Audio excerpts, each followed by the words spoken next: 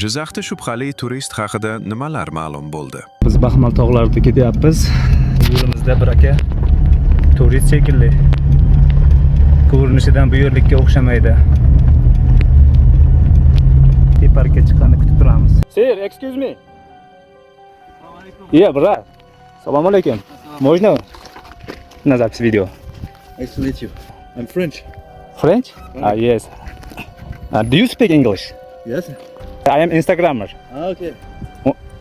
May I video take? Yes, if you want to. I don't have Instagram. I go to Usman.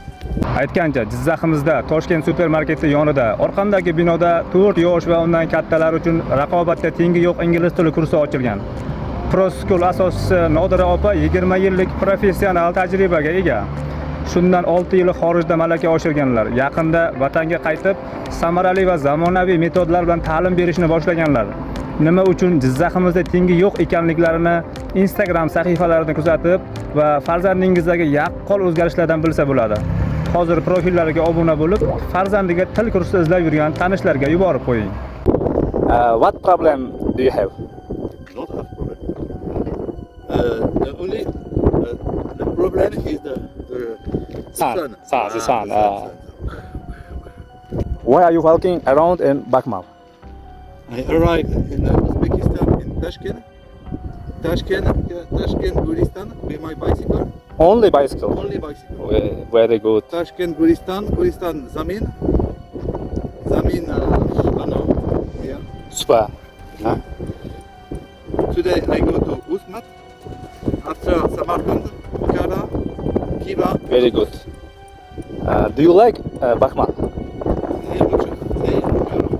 like it. And the person are very, very kind. All the person, stop, photo. Perfect. No problem. My name is Julian. Julian. How old are you? 5 and 7. Do you have a family? I have a family. Two children. 2 boys. Very good. 2 boys. And una wife. You speak well English, no problem. I understand. Let me know if you need help. You have water? Yes. Okay, I go. Nice to meet you.